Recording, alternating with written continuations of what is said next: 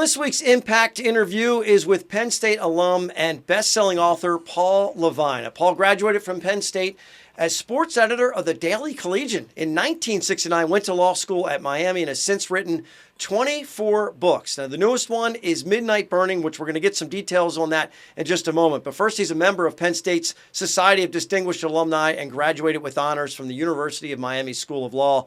Paul joins us from Santa Barbara, California. Paul, thanks so much for joining us. We appreciate the time today. Happy to be here, Todd. Thank you. Okay, so you made the jump from being a lawyer and started writing crime thrillers. You got a fictional character. He's a lawyer, Jake Lassiter, and he was a heck of a linebacker at Penn State. Was there any one linebacker that inspired this character? And where would you say Lassiter ranks among the great ones at linebacker U, Paul? Well, Jake would say he was the best, but that's just not true. And I hesitate to make him Shane Conlon or Dan Connor or any of the great linebackers, because my Jake, who's fictional, gets in a lot of trouble. He was always breaking curfew. He said at Penn State, I was Joe Paterno's problem child. When he hung on the last roster spot with the Dolphins, he said, Coach Shula parked me so far down the bench, my butt was in Hialeah. So I don't think anybody wants to be Jake. Well, let me talk about your past at the Daily Collegian. You covered Penn State football in the late 1960s when weekly press conferences were really almost like a family affair type gathering. As you look at the sport now, were the old media relationships better or worse for the growth of the game? Well, the differences are astounding. I mean, there's so many differences in college athletics now, and that would be one of them. My recollection is that Joe, in those first few years, for quite a long time, really enjoyed the sparring with the press, had a great sense of humor. And I think the Eastern writers who covered Penn State, from the Pittsburgh Press and the New York Times and the Enquirer and the Bulletin and Harrisburg Patriot, and plus some newspapers that don't exist anymore, enjoyed those sessions tremendously. And they were, I'm going to use a Joe expression, they were loosey-goosey. They were not strictly organized and confrontational. It was an easier going time in many ways, I think.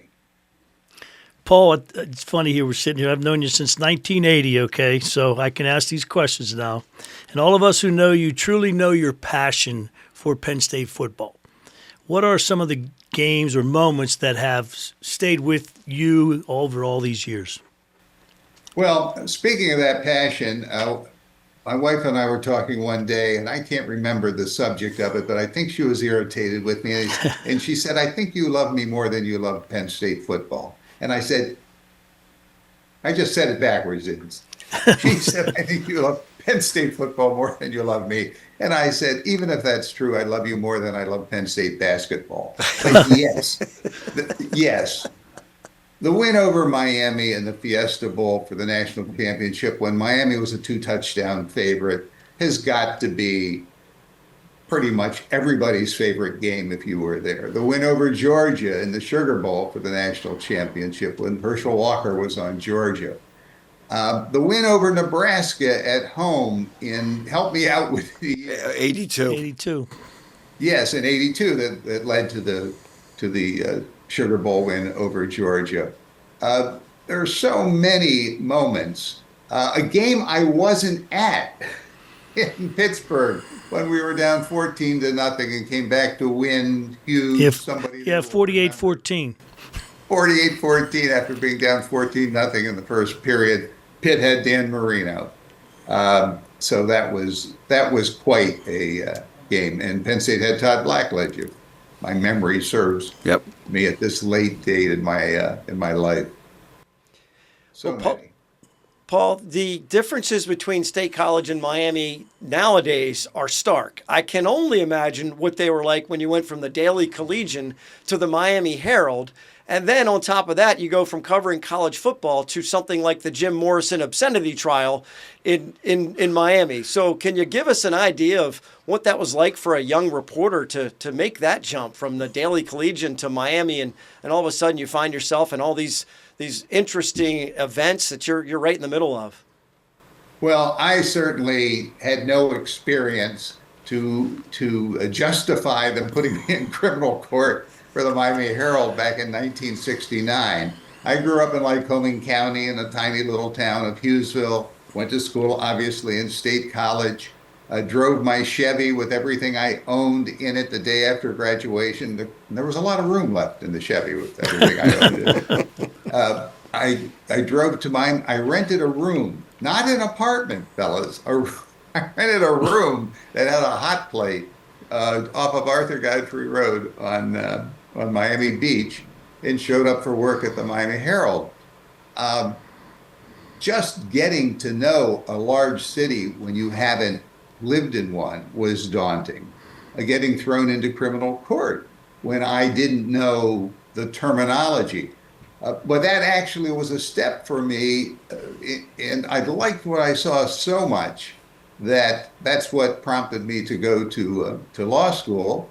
And therefore, there's a direct line from covering criminal court for the Miami Herald to the creation of Jake Lassiter, the ex-Penn State linebacker who goes to night law school, proudly graduates in the top half of the bottom third of his class, passes the bar on the fourth try, and becomes a street lawyer in Miami.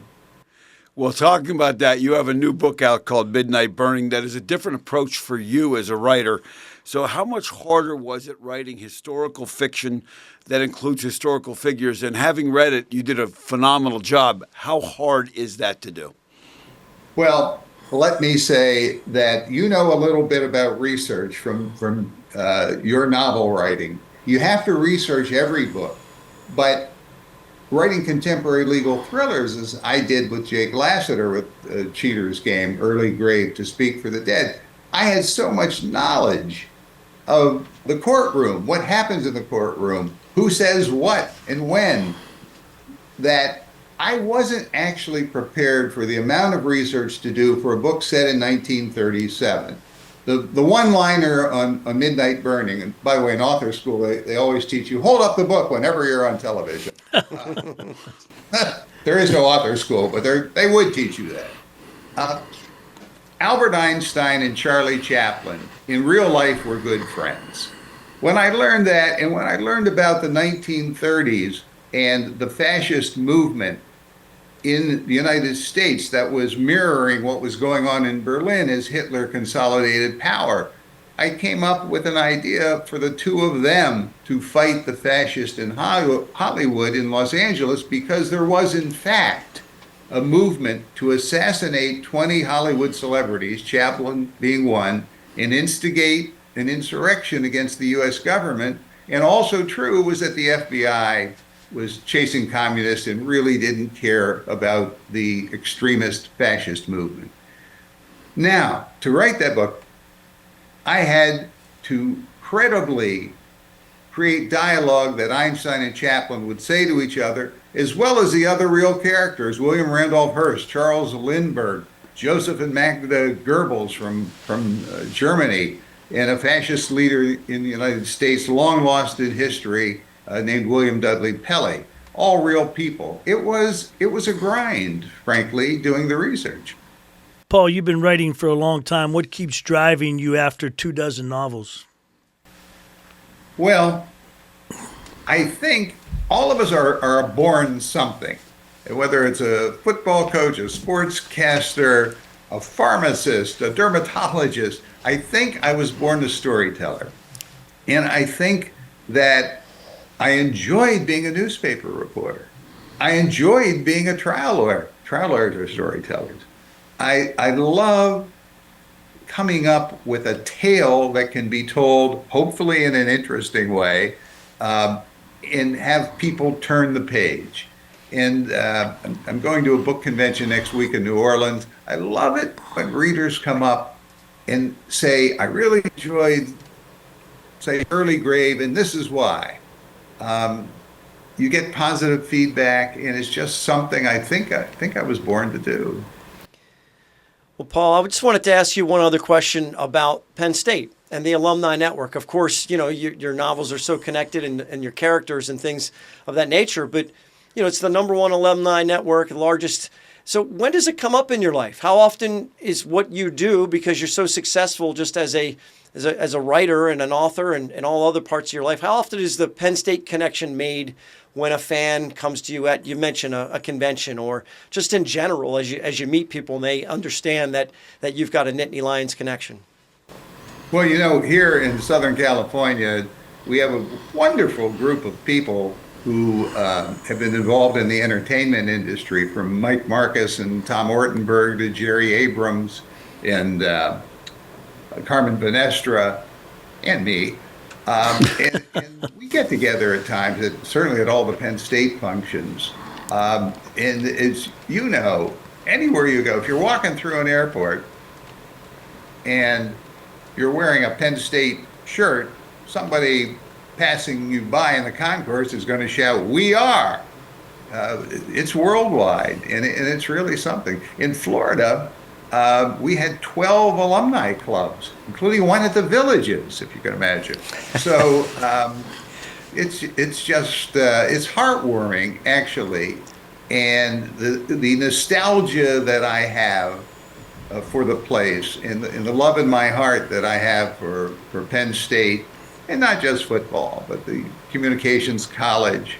I love wrestling, women's volleyball, women's soccer, men's ice hockey, women's ice hockey. There is just so much, and it's such a huge part of my life and shaped who I am today.